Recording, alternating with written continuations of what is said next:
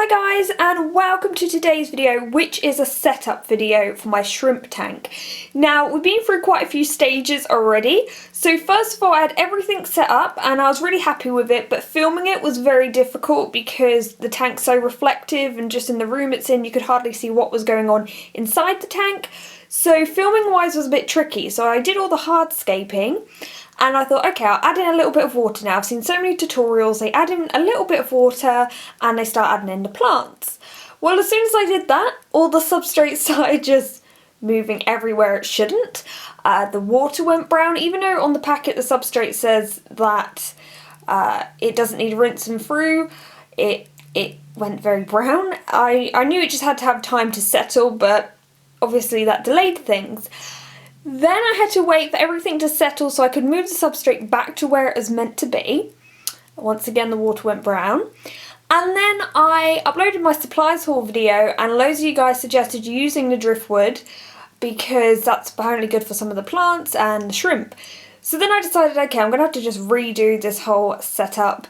And once again, I filled it up with water this time, like all the way to the top. And I know a lot of people don't when they do the live planted tanks, but I have seen people say just do it because if you get all the plants set up nicely and then you add in water and everything gets ruined, like just as well fill up the tank with water. So this is how it looks right now.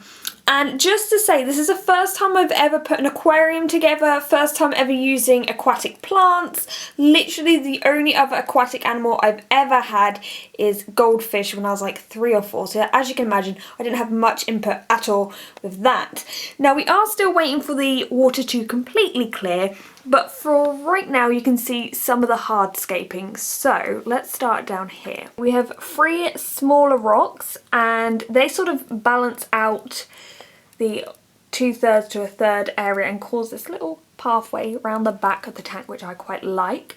Then we have the largest rock that's at an angle, it's about 2/3 of the way across.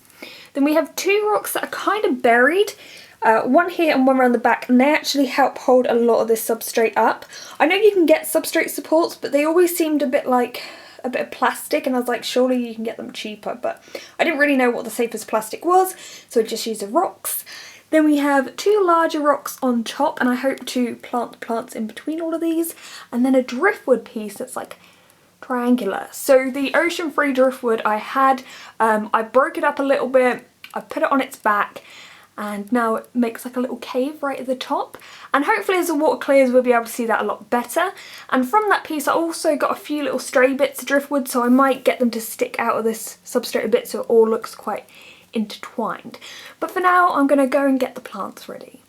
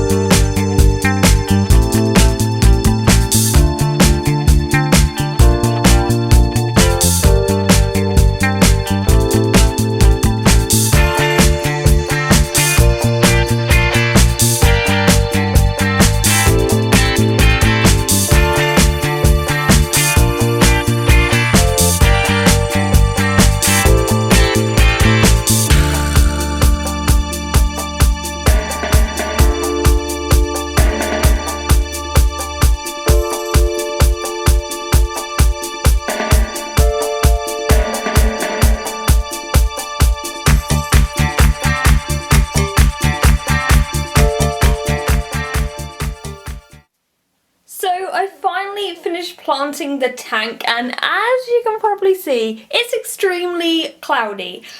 So a few problems I found was the substrate itself likes to collapse quite easily. So as soon as I would put a plant in, a load of it would crumble down and then one plant would go floating off, and the moss was kind of hardest probably to plant because obviously there's loads of strands of moss, so I just decided to put them in like little bulk pieces here and there. The moss on the wood's obviously really easy because you just super glue it down, but the super glue I was using dries white. But I hope that the moss will eventually just grow over that, and you know, these are just early days, it's only just been planted, so I can deal with that. As for everything else, one, I found this is actually really difficult to film. I don't know if it's just because of the room it's in, the fact that I don't really have that much room, or that it's reflective or whatever.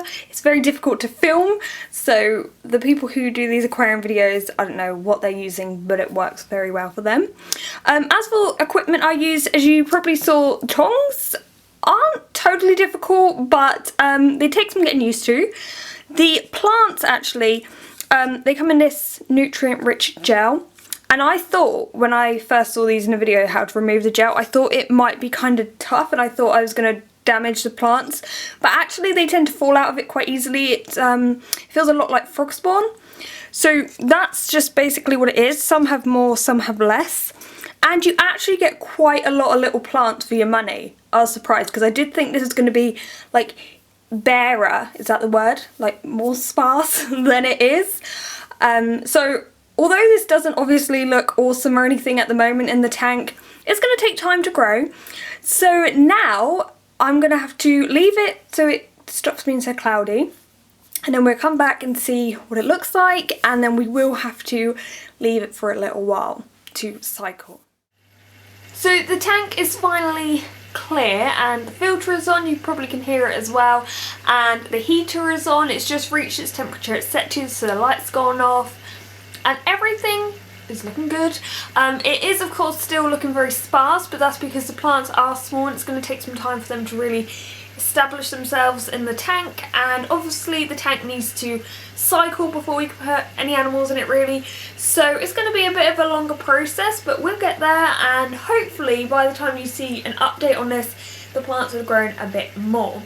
So I'm going to give you a quick tour around what's going on here. So if we start at the top, I like to call this, oh there's a plant going on, the Shrimp's Cove. So it's a bit of driftwood with the moss stuck on it. Hopefully that will really grow on there. And a few plants get caught on it, which I actually don't mind, because if they can sort of root themselves on there, then that would be kind of cool. And then obviously if the shrimp really want to, they can go in there, and that's a little hide for them, I guess.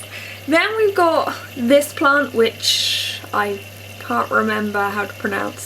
So this is meant to be quite a bushy plant, so hopefully that will make some protection over the hide.